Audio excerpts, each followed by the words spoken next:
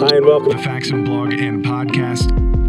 You know, it's no secret that the things that you keep in your gun safe are important. They're valuable. They're things that you want, you need to hold on to, whether it's just your firearms and supplies, or I know a lot of people like to use their gun safes to hold things like tax returns and other important documents, family photos.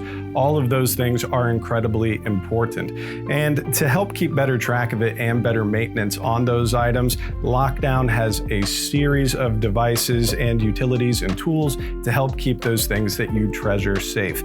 One of my personal favorites that we actually use here in the office quite a bit around our storage for cameras and lighting and things like that is just one of their dehumidifiers. Now they have lots of other stuff. You may have already heard of the Goldenrod. You've heard a lot of stuff about the Lockdown Puck, which is a smart device to help keep your gun drawer, your safe, your tools, even your wine cellar safe, and checking up on the humidity and the atmosphere in those places as well. We did a great episode with Lockdown several weeks back that you could check out at faxonfirearms.com/blog, where we go through pretty much their entire product line and everything from the Lockdown Puck to dehumidifiers to even things like, storage, rack shelving, things of that variety. Keeping your safe, keeping your gun room clean, organized, and protected. And you could even get something like this, one of their room or gun safe dehumidifiers.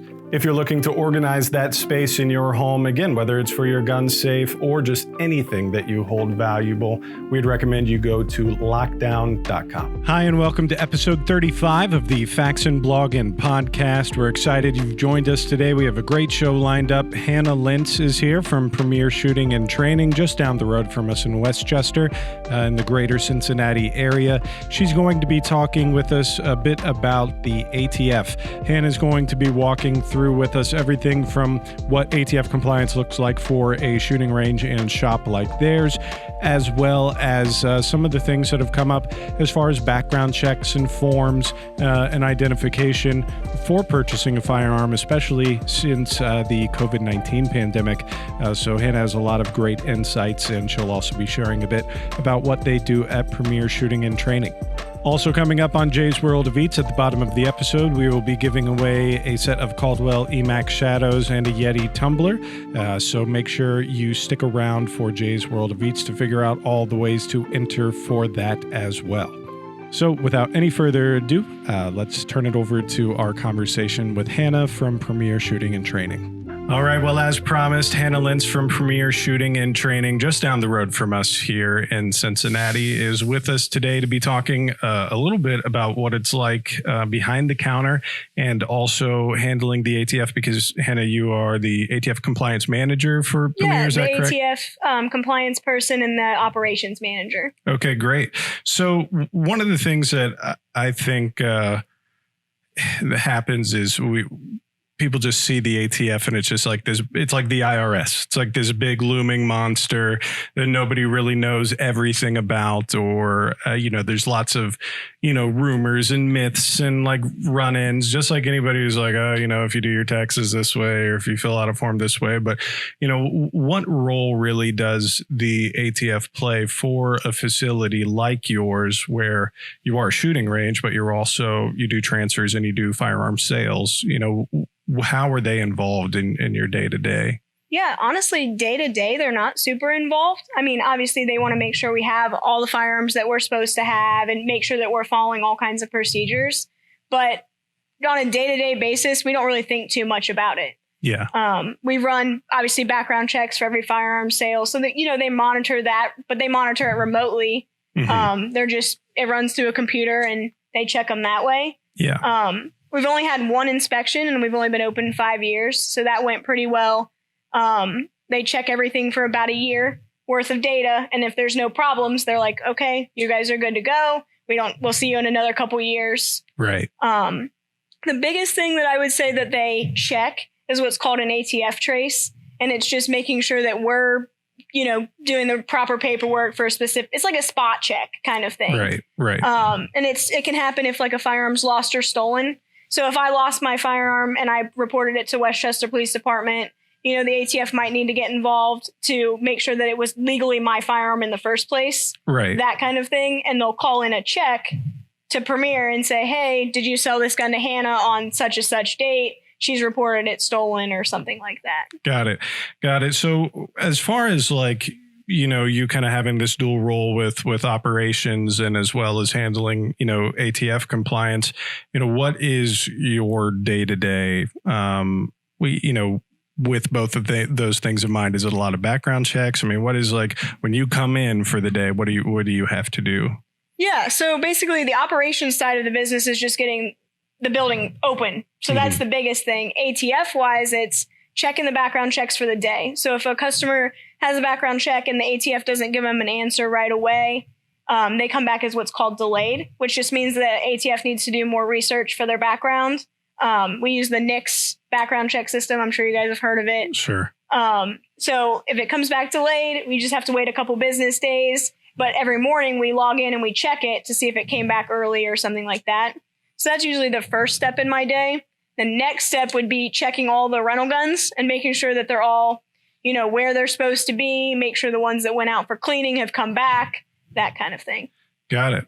And then you also mentioned the ATF trace. Now, does that happen kind of often? Do you have traces come in, or is it really kind of piecemeal? It's kind of piecemeal, kind of hit or miss. I'd say maybe one a month if I had to put a number to it, but not more than two a month at the absolute most. Yeah.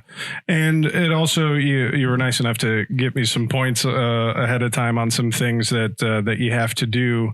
But one of the pieces of that is doing an inventory. And I know here as a manufacturer, if we send stuff out to a dealer for a show, or if we have something transferred out, like you were saying, for cleaning or whatever. I mean, typically we'll do our cleaning here, but, we'll send things out for, laser work or Cerakoting, things like that. What all goes in to your inventory process? Because like you said, you have the rental side and you also have, your sales side. So what does that general inventory look like? Yeah. So we do our inventory once a month, and it's basically just counting everything that we're like responsible for. So it's our rentals, everything that's for sale, any of our transfers, and then all of our class 3 items. So the rental case, we just count those. We count them every day just to be sure.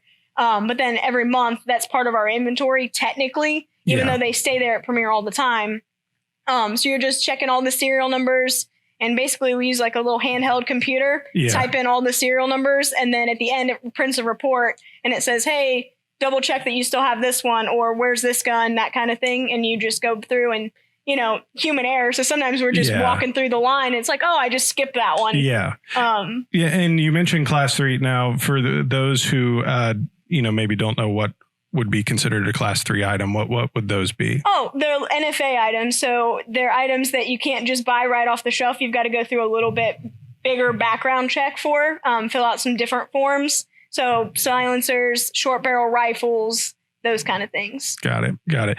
And do you guys do that on both, you do that on the rental side too, is that correct? Do you rent those things out? We've got 2 short barrel rifles. We don't do suppressors too often. If we have a special event, we pull some out for that. Like if a party's coming in and we've, decided that they want to do that. Right.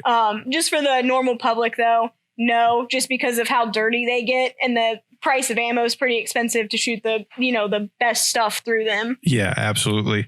Now, something that I think is going to be more for our audience is just right now.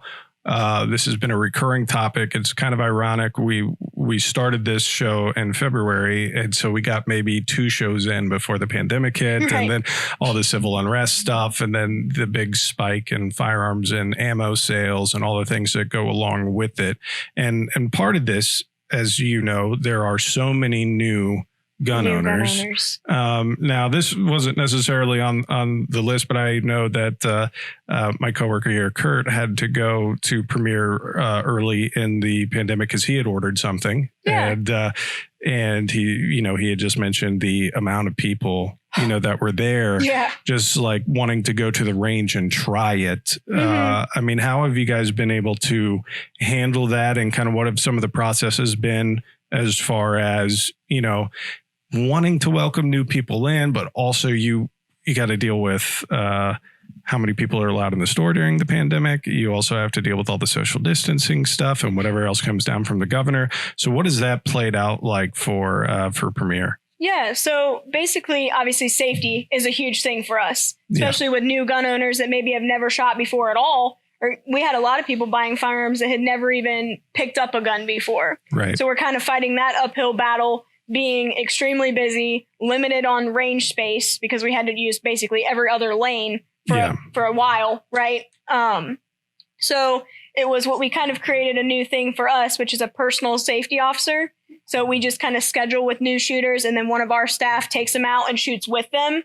That way they kind of get more comfortable. They're following all safety rules. We can kind of walk them through it. Yeah. A big thing is we use our rental guns as well. So you're able to try out a bunch of different rental guns before you end up making a purchase. That way you're not stuck in with a gun that, hey, it looked nice, but it doesn't work for me. Yeah, absolutely. So when people are, whether they're first time buyers or maybe it's their first time buying in the social climate that we're in, and you know, what are some of the things that they can expect? I mean, are you experiencing more delays in background checks? I mean, what are some things that people may need to be cognizant of when they're making their next purchase? So for us personally, we're taking about an hour for gun sales lately, just because of the sheer amount of volume. People waiting to pick out a gun off the rack, the whole social distancing thing, the waiting in lines. And then the background checks, they take about 30 minutes typically, but then they could come back delayed after that. So, you know, you could wait in the store for about an hour and then not be able to leave with your gun right then and there, and then have to come back in when you get the call back that it is a proceed after the delay. Got it. So what are some of the, you know, common mistakes that you see when people are coming in, and whether they're first-time gun buyers, or if they've done it before, or it's been a while since they've done, you know, all the paperwork, you know, what are some common kind of fill out mistakes that you see that people need to be aware of before they come in? So the biggest one is going to be the driver's license thing. A lot of people don't realize they move, or, I mean, obviously they realize they move, but don't realize that they didn't update everything. Right. So your address needs to be current on your driver's license for us to be able to use that as ID to buy a gun. So if you move and you don't update your driver's license, or the BMV doesn't print you a new one, we got to have some kind of document that proves where you live, that that's your current residence. Yeah. So that's probably the biggest one we see. Now there's a list of supplemental documents that you can get to make that work. Right. But that's probably the biggest one. The next biggest one would probably just not be reading the questions correctly, which we can kind of, I don't want to say guide you through, but we can say, hey, can you reread number 21 or whatever? Right. But just they're really wordy, you know, and a lot of big words for people that are, you know, have never done it before, might be nervous filling out a form. Right. That kind of thing. Yeah, that is something that I think is quite interesting. And we've had him on a couple of times. He'll be joining us again, Dan Zimmerman from The Truth About Guns. And then we've had Sean Maloney from Second Call Defense, you know, both a great news mind for 2A and a great legal mind for 2A. And, you know, one of the things that we've talked about on the show before is that a lot of first time gun buyers who maybe in the past thought, you know, that kind of went with the crowd and thought, oh, well, it's so easy to get a gun, and that's why we have gun violence and everything. And they're realizing, and I think we're kind of lucky in Ohio. I think we get a lot more out of our 2A rights than maybe, you know, folks in California or Maryland or whatever.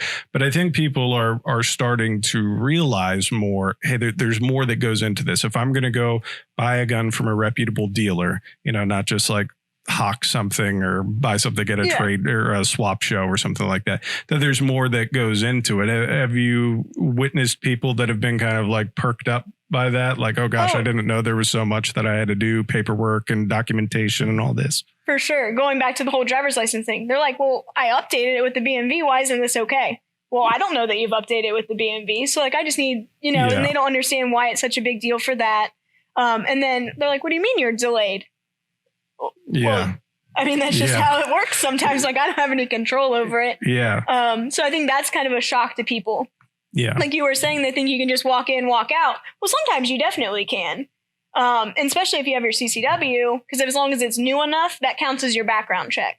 So you get your new CCW, you've got your driver's license all current, walk in, walk out. But background checks can be delayed. And then just with the sheer volume of gun sales, there's just not enough people to keep up on top of it. So I think that's why we're seeing some of the delays. Yeah. And I mean, from the back end, it's like you were talking about having things in your inventory, for ATF compliance. And it's kind of like the laundry list of here's the stuff that you're responsible for. Yeah. And I think sometimes people don't realize, it's not like buying,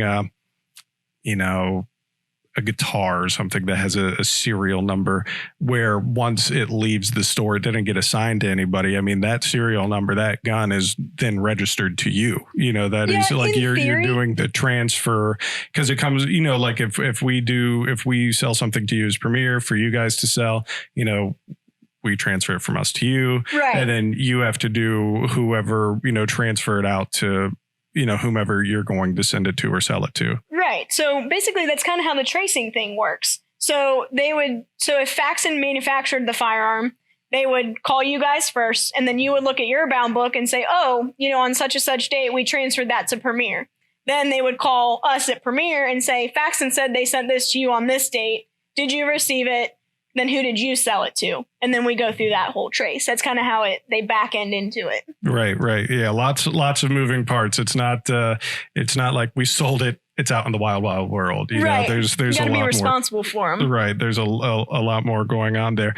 Now you did say here, about the expired driver's licenses and CCW permits that are happening right now because of the delays due to COVID. Mm-hmm. And there have been grace periods extended for that. I know that even license plate registration tags, there's a grace period on.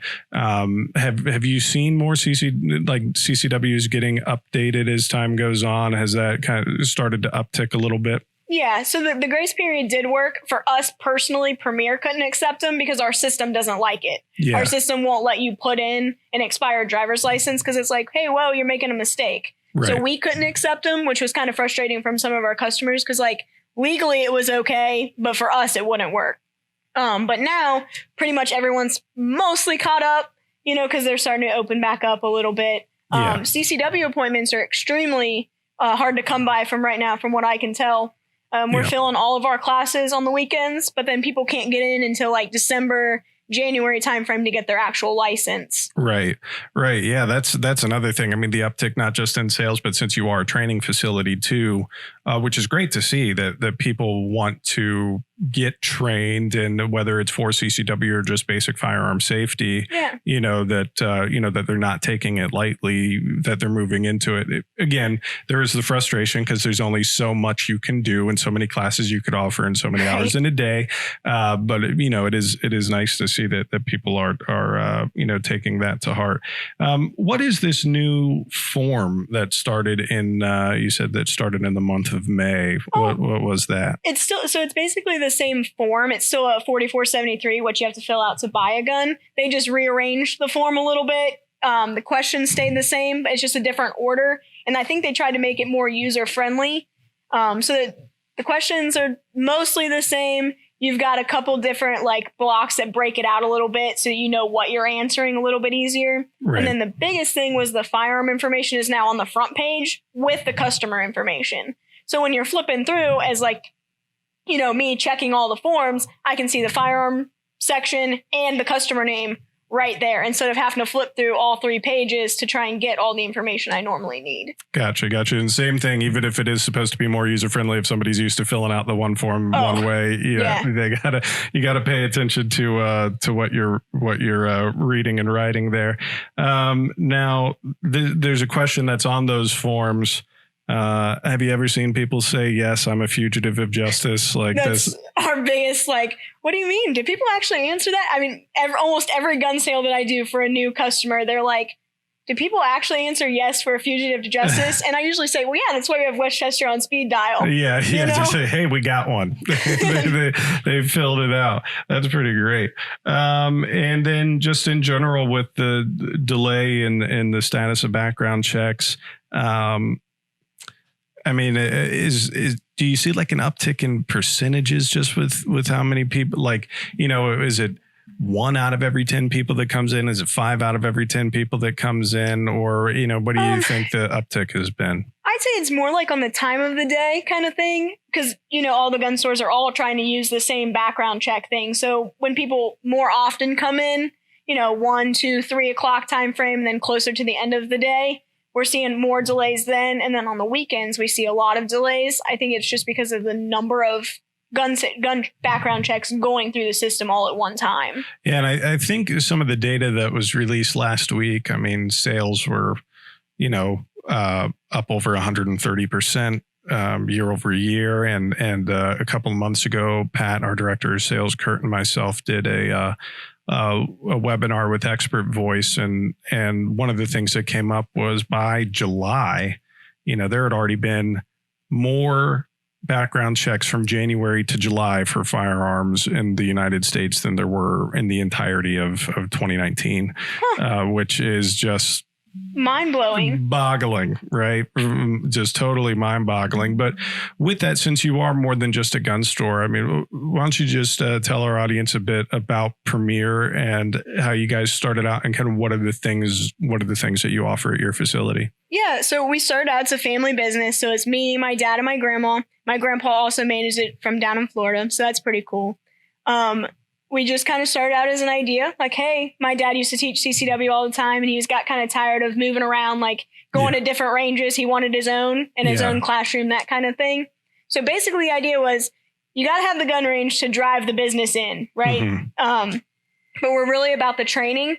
And then here recently, we're moving into the membership kind of thing because of the COVID, social distancing. We've really promoted, getting our members in. Right. Obviously, we're open to the public, but we've got to, limit the amount of people in the building. Well, we wanted to give our members the chance to use the facility. We didn't want to exclude them. So we really are focusing on the memberships now. Yeah. And all of the memberships include the free shooting range, free rentals. You're able to use the fishing lake as well. I don't know if people know that, but we do have a lake behind the building. There you go. So that's kind of new and cool. But yeah, it's just obviously open to the public, but really focusing on the training and the membership side. Yeah, I think that's been interesting. I think there's been like a bit of an uptick in like the whole club membership thing in multiple realms, like you see like this uptick in even like cigar lounges and things now, and things that are just kind of, for whatever reason, there's been this pendulum swing of, used to be, I could do everything at home. I don't want to pay for all these subscriptions and I'll just pay piecemeal, to kind of, I don't know if it's because we live in the Netflix generation and we're just more used to monthly subscriptions and everything now. But, I do find it interesting how many more gun ranges are doing, long-term memberships. And, because I remember when I lived in Columbus, there was a range, and I think like the only thing you got for a membership was you didn't have to watch the safety video every time. And, you got to go in like an hour early or so. It was kind of limited. Like it didn't seem like very, I'm a member. I get special treatment. Now, Hannah, before we wrap up, how could people find out more about Premier and all the services that you offer? Where's the best place that they could get information? Probably our website, premiershoot.com. And then Kelly is our membership lady. She does great stuff. Her email is kelly.w@premiershoot. She'd be able to answer any kind of membership questions or event questions. And you do all different types of training there, right? What are some of the classes that are offered? We have basically a little bit of everything. So basic firearm stuff to I've never held a gun before, or all the way up to, hey, I want to train every day kind of thing. We also have a martial arts side. So if you're not into the whole firearms thing or you want to do unarmed training, we have that as well. Very good. All right. So make sure you check out Premier Shooting and Training, especially if you're in the greater Cincinnati area. They are just down the road from our new facility here in Westchester. So Hannah, thank you again for joining us. Thank you. I think it goes without saying that pretty much every gun owner has their favorite tools, their favorite things that they like to keep in their range bag or at their workbench. And it's no secret for us that the Wheeler Fat Wrench is one of those. We have several of these up in our assembly area with our armory technicians, and it's because it's a simple, great device that can be used in multiple applications. It's an adjustable torque wrench in a screwdriver type fashion with a series of bits that'll help you with everything from rifle takedown to scope mounting and everything in between. Fantastic tool. So if you haven't checked these out, you could go to wheelertools.com, and they're available in a ton of places, including amazon.com. But make sure you check it it out, especially if you're looking for that one missing piece for your workbench, or you want to give it to a new gun owner to help set up their range bag. Definitely a great choice. Again, check out our friends at wheelertools.com and take a look at the Fat Wrench. For those of you who have been watching the podcast for a while, you may know that we had Ryan Donahue from Crimson Trace on for one of our episodes to talk all things optics and red dots and some of the exciting things that CT has coming up.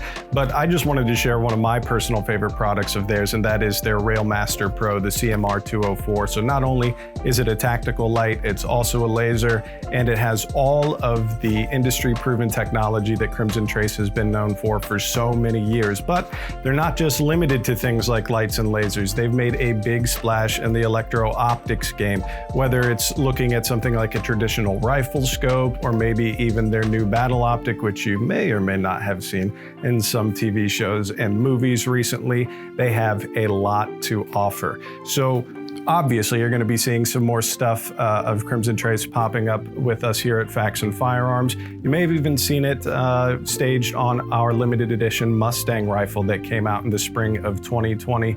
Again, lots of cool stuff from them, just like the CMR 204 or anything in their Railmaster series. We would encourage you to check them out at crimsontrace.com.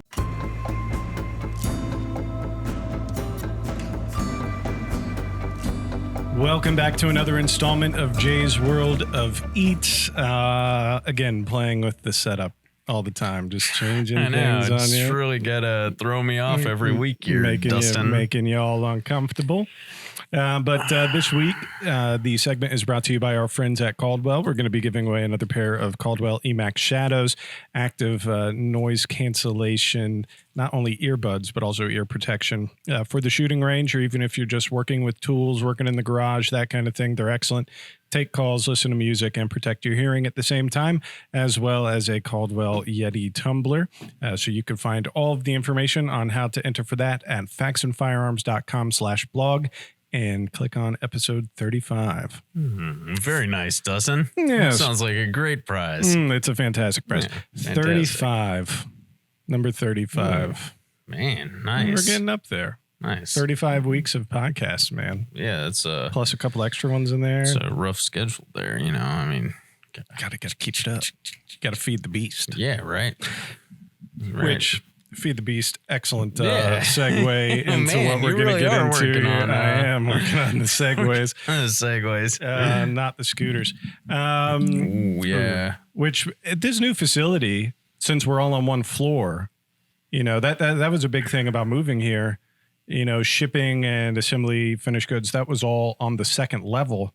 So there was a lot of forklift action going on in between things and taking stuff up and taking stuff down. You know, Ryan and those guys were on the forklift all the time. They could be on Segways instead. Now they could be on Segways. You know, there was a guy when I lived downtown. Yeah. One of the neighborhood folk who had a Segway, and he would take his Segway to bars on the weekend. Nice. And, well, yeah, sort of. Then you'd see him on the way home from the bars with his Segway, and it was kind of wobbling. It's a little alarming. It's a little alarming. Better than driving, but still probably not a lot better, I think, for him anyway. Yeah. Jay, you spent a lot of time living downtown, didn't you? Yeah, we lived downtown for close to a decade. I mean, something like that. Yeah, very cool. If you're familiar with the poshy and or scary parts of town that then became gentrified in the greater Cincinnati region, Jay knows all about it. Yeah, right. We I think lived down there both before and after they transitioned from scary to nice. Before and after Nick Lachey had a bar down there. Nick Lachey, you mean? Nick Lachey. Yeah. Mr. 98 degrees. It isn't Lachey. It's definitely Lachey. Did I ever tell you about that? No. Okay, I'm not going to, but it's most certainly Lachey. It's most certainly. It was never Lachey. It was never Lachey. Well, Google that. Nick Lachey and his brother or cousin, whatever, Cincinnati. Also, Ron Isley from Cincinnati. The Yeah. Isley brothers. Yeah, the Isley brothers. There's tons of great stuff down here. Yeah. Tons of history. Right. All right, Jay. Enough dilly-daddling. You're Let's- trying to rush it through this week, Dustin. We got a quota. You know? Let's, right. let's go ahead and I'm nervous by the one snack. The one closest to me looks pretty good. The First snack is going to be pretty good. Second snack, we will see. I have yet to try the second snack. Oh, really? Is this another Ryan? This is a Ryan Brunn snack that everybody seems to like here, but I waited on trying them until we were on the air. So, we can both experience this at the same time. Awesome. Yeah, right. That's what I like to hear. All right, so what do you got up first? So the first snack here. Ooh, I don't Berries. even know what camera here I'm facing. Between those two lights. Haribo Berries. Mm-hmm. So we were talking last week about gummy treats and texture. Right. And Haribo Berries are, I think, my favorite gummy texture treat. Okay. It's a black or red raspberry flavor. And they have like these little hard candies on the outside to sort of simulate seeds, the blackberry seeds, right? So, I think they're a nice, gummy center, with sort of interesting texture on them. You could smell the sugar, which Oh, is yeah. always good. Yeah, and the artificial Yeah. berry flavor, which I don't think goes well with chocolate. We have established. Yeah. It's These sort are of great. they're sort of fun to eat. They're like those what are those things called at movie theater? The like snow caps or something. The like chocolates with the like snow caps. Yeah. Yeah, with the little frosted sprinkle thingies on the bottom. Yeah, right. Naturally and artificially flavored. And artificially. That should be in bold, probably. Picked mostly artificially.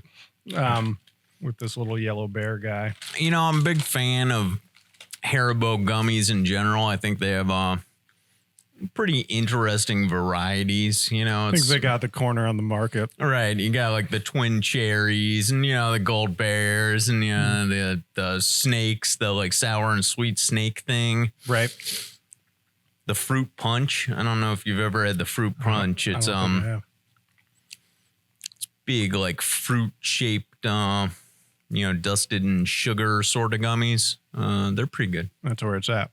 Yeah. Now, before we move to the snack that is literally scaring me, we need to set up our time to do the Geta. Because I feel like fall time and Geta meld pretty well. Oh yeah. For me, because again, like not being a Cincinnati native, when my wife and I were dating, she's from here. And the first time I had Geta was with her folks. And it was around the holidays. So now, like I associate Geta with like fall time and Christmas. And I have had Geta stuffing at Thanksgiving. Oh man. Fantastic. What do we need here to make that happen? Well, so you need a double boiler. Okay. Which is, sort of important in the oat cooking process. There are a couple of different ways to make Geta, and the more traditional, or the more typical one you would see, like a Gleer's Geta, which is a brand here. Treat the Geta sort of like a processed meat dish where you actually end up with a finished product that has already been pre-cooked. My family recipe is a raw dish. So it requires cooking the oats and whatnot, onions and things, but then it's mixed in with raw meat, and then from that point you fry it up. So they're sort of different styles of Geta, but my family's one doesn't require the like slow cooker step that most people do with the meat. Right. So really I think a some sort of like burner, double boiler, We're gonna get a skillet. burner, double boiler in here. I feel like maybe we should bring Britt on for this segment because she loves the Geta too. Oh yeah, and I think Britt's a pretty great cook. Yeah. You know, she's really into it, and I think she does a pretty great job. So I think Especially as we- little cooking show segment. As once we go into the holidays, gosh, like a Faxon feast episode, I think that'd be fantastic. Little family recipes. Maybe when we do our hunting stuff this year, Oh yeah, if Pat gets a deer while we're Yeah, out filming, absolutely. we could maybe bring some of that in here, do some prep. yeah. I'm sure Yeah, if we can everybody would get be any, thrilled if we bring some more dead animals in here. Yeah, right. Yeah. Absolutely. But some sort of game meat section. Mm-hmm. Totally into a cooking show transition, Dustin. Let's get away from Yeah, guns. let's Let's talk food and stuffs. Yeah, right. Pat did say that 1 week while you're out, he's gonna barge in and do Pat's World of Meats. So we have Jay's World of Meats. He commented on your on your heretic communistic foods or whatever he said. Wiped his face, said something about Pat's World of Meats. Pat's World of Meats, yeah. That'll be he's- coming soon. Yeah, he's been real happy about happy with himself about his New smoker. new smoker. So Yeah. he's been a real smug. Well, smug and actually, lately. here's an easy plug. Segue. Expert Voice. Expert Voice. We are on Expert Voice. If We you are. are not, if you haven't checked the platform out for a while, if you're law enforcement, military, work at a select number of other brands or retailers that are kind of in that outdoor shooting sports space. We did a whole episode with the VP of Sales from Expert Voice a while back, and we are on that platform. Yeah. So you can go on there, get some training on our brand, and take a couple little quizzes, and then you could actually get discounts through our website. And some of the other brands that are on there includes where Pat got his grill, which would be Camp Chef. Yeah, Camp Chef. And because we are kind of in that same outdoorsy thing with them, he took his Expert Voice quizzes on that. Yeah. And got himself a nice Camp Chef grill. So if you haven't checked out Faxon Firearms on Expert Voice, or you want to see if you qualify to be part of that program, just go to expertvoice.com and look for Faxon Firearms.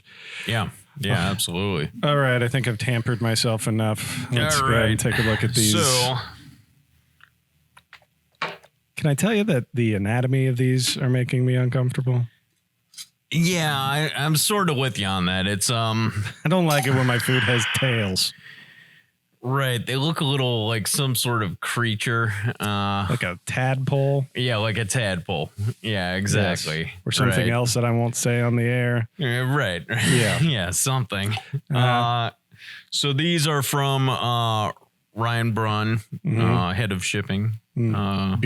Bearded Ryan. Who brought in the rosemary dog biscuits a couple of weeks back. That's right. He looks like the fourth member is Easy Top. Right. So hopefully he'll win back some points on this one because the dog biscuits were fairly dry. As they are. So these are Filthy brand, Filthy Peppers, olives, pepper stuffed olives. Okay. I think they I don't even are like supposedly olives. spicy. I told you my olive story. When I was very young, my biological father told me he was giving me a grape and gave me a green olive instead. And I have had a horrible association with green olives ever since. Because if you are expecting a grape and you eat a green olive And you're a kid. and you're a child with all those like overactive taste buds, you That's know what I mean? incredible. You know, like as you age, your taste age, and you need some different, your palate opens up.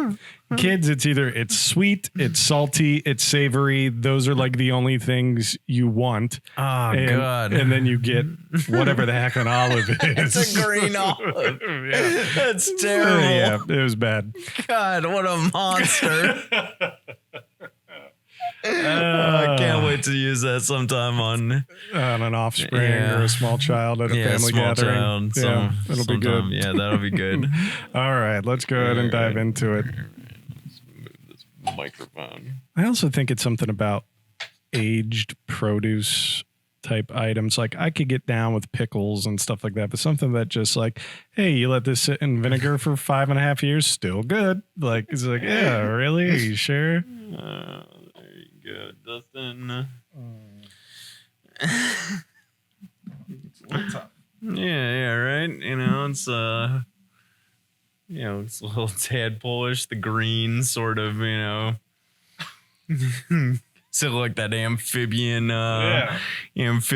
tinge to it. This is questionable. Yeah, the pepper looks menacing. Very menacing. I think the last time we ran our numbers, I want to say our podcast audience, even though, between all the platforms for video, we do pretty well. Like if you were to just like look at YouTube alone, you might be like, what are these guys doing? But you look at all the different platforms and everything, and it's been wonderful. The audience has really taken to it, but most of our audience is still audio. And I don't think if you are listening to this in your car or whatever, gotta watch the video. You should this watch doesn't the translate, video. We'll try to. It's kind of like the SNL sweaty. Okay, here we go. Here we go.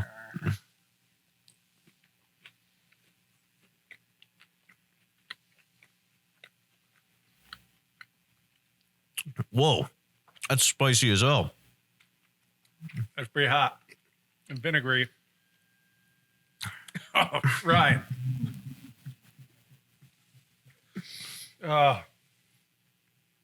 Okay, I don't like olives to begin with. And these are like some sort of weird behemoth olive. Now all the juices are on my hands. I have to go out to one of the eye wash stations and just go nuts. Whoa. That's a lot of burn. That's really spicy. Yeah, and I like spicy stuff, but I think somewhere between all the vinegar and the olives. Yeah, the vinegar just doesn't do anything to calm down this. Or my glasses are fogging, I think. Oh. Whew. Have a gummy. Yeah. Yeah, knock that out. Yeah. Ryan, thank you, I think. Ryan, thank you very little. Oh, man. Well, we're gonna have to maybe make a list of people we don't accept any more snacks from. I'm sure he's going to be sitting in his office watching this on Friday, just like, yes, indeed. Whew. That is good stuff. All right. Well, we definitely need to figure out the grand cooking segments for Thanksgiving. Yeah, get cooking some segment stuff on there. Little home for the holidays, like the Food Network does. Mm-hmm. Where they do all the. Are you a posh downtown living young Jay Wilson? I make some good Brussels sprouts too, Dustin. Yeah. You have a picture of that? Oh, look. Okay.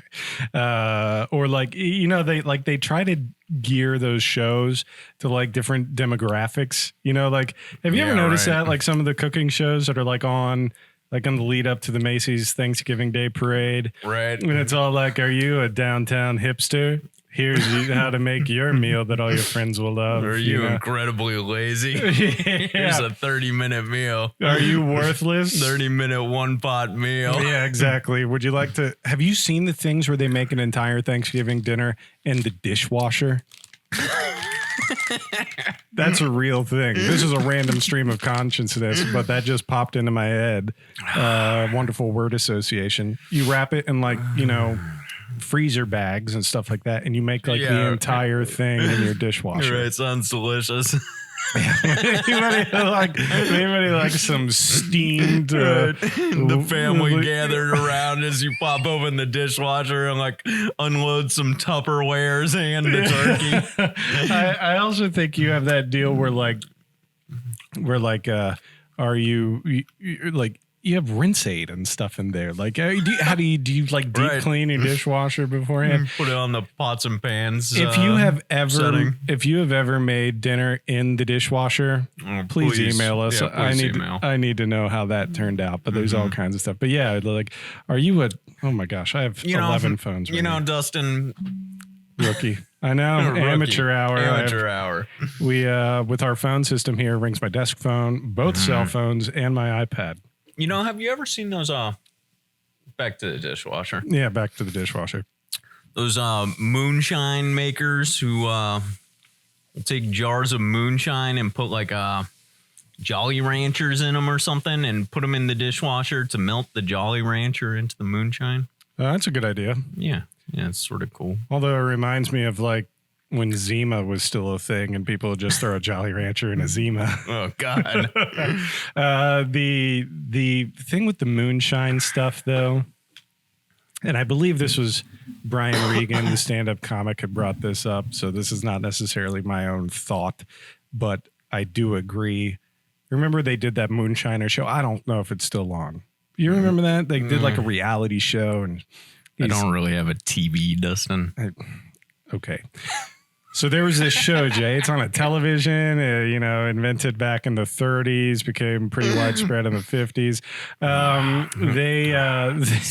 They have these moonshiner shows, and they're still like out in the woods making moonshine like it's illegal.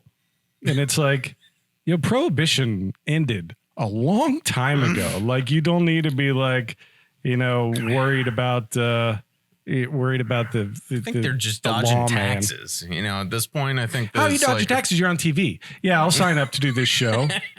But don't tell the federales where I'm at. It's like, well, come on. That doesn't make any sense. Yeah, it probably doesn't. Yeah, but moonshine, get a Thanksgiving dinner in the dishwasher. Yeah, we probably need a dishwasher for the get a segment. Is that your old family recipe? Old family recipe. Your great grandfather's just like, get a box that shoots hot water. And cook up the meats. Good stuff. Set to pots and pans. You want that heavy rinse. Yeah, right. Yeah. All right. Well, lots of fun, lots of laughs. Thanks for joining us this week for Jay's World of Eats. We do have other great guests lined up for the podcast. Obviously, this week we have Hannah Lentz talking all things ATF from Premier Shooting and Training just down the road. Great insights. If you haven't caught that segment of the show, make sure you do. Next week, very exciting. Double guests, Dan Zimmerman from The Truth About Guns, as well as Sean Maloney from Second Call Defense will be back joining us. We're going to be talking some hypotheticals. What does the outcome of the election mean for the firearms industry and for gun owners in general? Then we're also going to have the guys from AIM Surplus are going to be on the show after that. And we also have the senior curator from the NRA Museum coming on after that. Lots of fun stuff leading up into our coup de grace of Thanksgiving cooking show at the Faxon facility. Right. Obviously way more important than any of these other guests you have on. Yeah, we stack them. Let's talk politics, ATF. Let's talk American history. But the viewers know what's important, Dustin. Yeah. And the ratings speak for themselves. Yeah, ratings speak for themselves. Yeah, all right. Well, don't forget to enter into the giveaway for the Caldwell EMAC Shadows and Yeti tumbler. You could go to faxonfirearms.com/blog and click on episode 35 to find all of the ways to enter. If you're looking to up your game for gun cleaning and maintenance, you have to check out the Tipton Ultra Gun Vise. This thing is amazing. It's incredibly modular, pretty lightweight, but really, really heavy duty, all the way down to the steel tube frame. All these different modular pieces and parts, even the accessory trays are solvent resistant, and they have excellent gripping pads to make sure that you don't scrape up the gun that you're working on. They even work on things like crossbows. So if you want something that's going to be the one-stop vise for all of your gun cleaning and maintenance needs, you definitely need to check them out. You could head to tiptonclean.com to check out all the specs, all the reviews, see some more photos of this vise in action. And we're actually going to be using this particular one for some research and development projects for some new products from Faxon coming up soon, and we're excited to share both those products and the footage of the testing with you. So again, visit tiptonclean.com and check out the Ultra Gun Vise. Thank you for tuning in for episode 35. We hope you enjoyed the show. As always, we would love to hear from you. If you have some questions or some guest suggestions that you would like to get on air, please email us at podcast@faxonfirearms.com. Also, if you are interested in winning the Caldwell Emax Shadows and Yeti tumbler that you saw on Jay's World of Eat, please go to faxonfirearms.com/blog and click on episode 35 for all of the different ways to enter. As always, we would love for you to subscribe to the show on your favorite platform, whether that's video platform like YouTube and Vimeo and all of our social channels, but also on your favorite podcasting app. So we are on Apple Podcasts, we're on Spotify, Google Podcasts, and more. So make sure you check us out there, subscribe, hit that review button, and we love hearing from you, and we love growing this audience. So make sure you check that out. Thank you again for watching, and we'll see you next week. Hi and welcome to the Faxon blog and podcast.